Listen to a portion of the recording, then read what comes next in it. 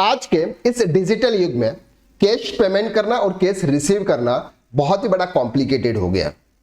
Income tax department को ऐसा लगता है कि सर कोई पर्सन कैश पेमेंट करके या कैश रिसीव करके क्या टैक्स चोरी तो नहीं कर रहा है। तो ऐसे केसेस में इनकम टैक्स डिपार्टमेंट ने कैश ट्रांजैक्शन पर कुछ रिस्ट्रिक्शन लगाए हुए हैं, जो आज हम इस वीडियो के अंदर डिटेल में बात करते हैं। अगर आप इनसे ज्यादा ट्रांजैक्शन करोगे तो इनकम टैक्स डिपार्टमेंट आपको नोटिस सेंड कर सकता है और आपके एक्सपेंसेस को डिसअलाउ कर सकता है। 1 अप्रैल 2026 के इस रूल्स में बदलाव हुए हैं। कौन कौन से चेंजेस है जो आज हम इस वीडियो के अंदर डिटेल में कवर करने वाले हैं। सबसे पहला है sir case deposit in saving bank account ₹10 lakh.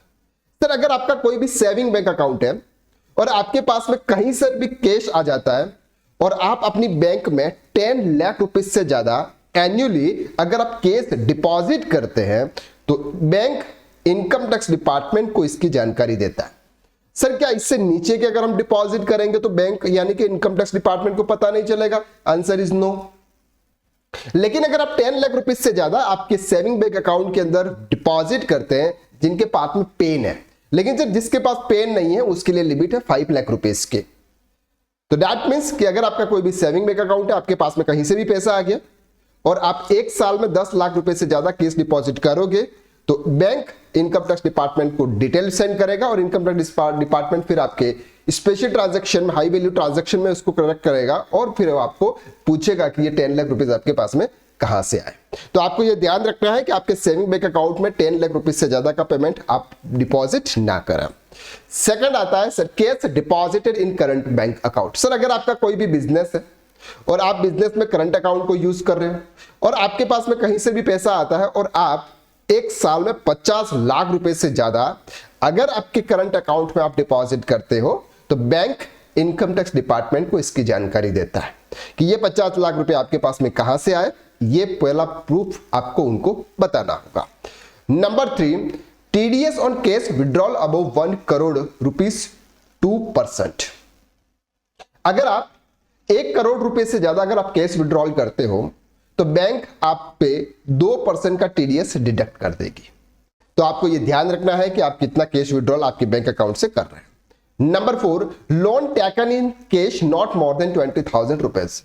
अगर आप किसी भी पर्सन से अनसिक्योर्ड लोन लेना चाहते हो कैश में, अगर आप कोई भी बिजनेस कर रहे हो और बिजनेस में ट्रांजैक्शन को रिकॉर्ड कर रहे हो और अपनी बुक्स के अंदर अगर उसको रिकॉर्ड कर रहे हो तो 20,000 से ज्यादा आप कैश लोन दिखा नहीं सकते। आपको ये ध्यान रखना है। मैंने प्रीवियस में बताया था कि सर अगर आपके कैश माइनस में आ रहा है तो अनसिक्योर्ड लोन की एंट्री आप डाल दो, लेकिन 20,000 रुपीज एक पार्टी से आप पूरे साल में वो लोन आप नहीं दिखा सकते। इस बात का आपको ध्यान रखना है।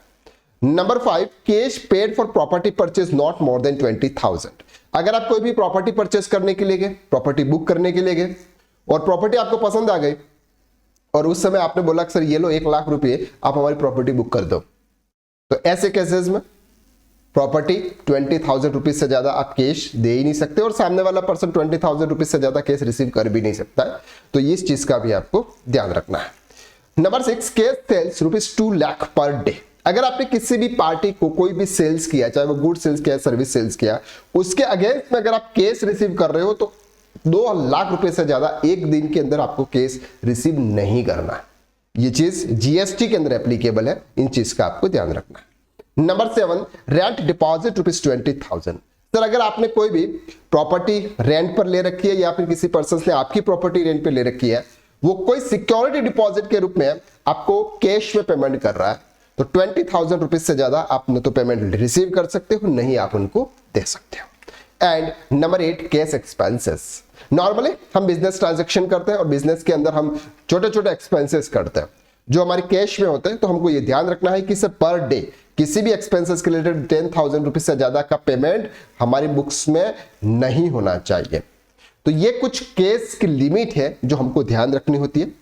अगर आप अकाउंटिंग एंड टैक्सेशन फील्ड में वर्क कर रहे हैं, अगर आप फाइनेंशियल ईयर 25-26 की प्रॉपर तरीके से बैलेंस शीट फाइनलाइजेशन करना सीखना चाहते हैं तो हमारा कोर्स है बैलेंस शीट फाइनलाइजेशन का, या फिर आप अकाउंटिंग एंड टैक्सेशन फील्ड में एक्सपर्ट बनना चाहते हैं, टैक्स कंसल्टेंट बनके खुद अपनी टैक्स कंसल्टेंसी फर्म करके लोगों को सर्विस प्रोवाइड करना चाहते हैं तो हमारा कोर्स है टैक्स कंसल्टेंट कोर्स।